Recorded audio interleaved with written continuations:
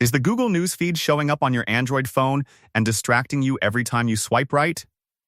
In this video, I'll show you how to quickly turn it off in just a few simple steps.